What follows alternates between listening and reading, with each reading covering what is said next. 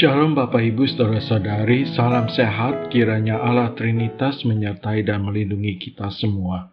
Firman Tuhan pada hari ini diambil dari kitab 2 Tawarikh, pasal 20 ayat 1 sampai 23. Tetapi saya hanya membacakan ayat 6 sampai 12 dan ayat 15. Dan berkata, "Ya Tuhan, Allah nenek moyang kami, bukankah Engkau Allah di dalam surga?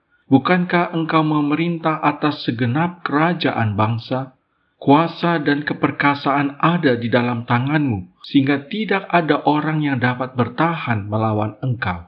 Bukankah Engkau Allah kami yang menghalau penduduk tanah ini dari depan umat-Mu Israel dan memberikannya kepada keturunan Abraham, sahabat-Mu itu, untuk selama-lamanya?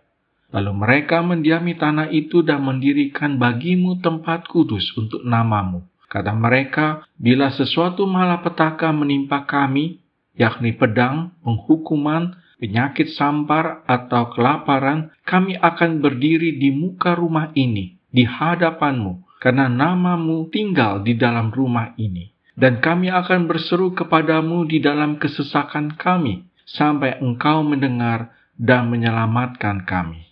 Sekarang lihatlah, Bani Amon dan Moab, dan orang-orang dari pegunungan Seir ini. Ketika orang Israel datang dari tanah Mesir, Engkau melarang mereka memasuki negerinya. Oleh sebab itu mereka menjauhinya dan tidak memusnahkannya. Lihatlah, sebagai pembalasan mereka datang mengusir kami dari tanah milik yang telah Engkau wariskan kepada kami. Ya Allah kami, tidakkah Engkau akan menghukum mereka? Karena kami tidak mempunyai kekuatan untuk menghadapi laskar yang besar ini, yang datang menyerang kami. Kami tidak tahu apa yang harus kami lakukan, tetapi mata kami tertuju kepadamu." Ayat 15, "Dan berseru, camkanlah hai seluruh Yehuda dan penduduk Yerusalem, dan Tuanku Raja Yosafat, beginilah firman Tuhan kepadamu. Janganlah kamu takut dan terkejut karena laskar yang besar ini, sebab bukan kamu yang akan berperang, melainkan Allah. Berbahagialah setiap orang yang mendengarkan firman Tuhan dan memeliharanya." Bapak Ibu saudara-saudari yang dikasihi oleh Tuhan Yesus Kristus, setelah reformasi agama dan peradilan yang dilakukan Yosafat, pasal 20 ini berbicara tentang Bani Moab dan Bani Amon datang berperang melawan Yosafat bersama-sama sepasukan orang Meunim. Lalu di ayat 3 dan 4 diceritakan bagaimana Yosafat menjadi takut, lalu mengambil keputusan untuk mencari Tuhan. Ia menyerukan kepada seluruh Yehuda supaya berpuasa, dan Yehuda berkumpul untuk meminta pertolongan daripada Tuhan. Bapak Ibu, ketika bangsa itu menghadapi bencana, Yosafat mengajak orang-orang untuk serius dengan Tuhan dengan berpuasa, tidak makan atau minum untuk waktu yang ditentukan. Dengan memisahkan diri dari rutinitas sehari-hari menyiapkan makanan dan minuman, mereka dapat mencurahkan waktu ekstra itu untuk mempertimbangkan dosa mereka dan berdoa kepada Tuhan untuk meminta bantuan. Rasa lapar akan memperkuat perasaan penyesalan mereka dan mengingatkan mereka akan kelemahan mereka dan ketergantungan mereka pada Tuhan.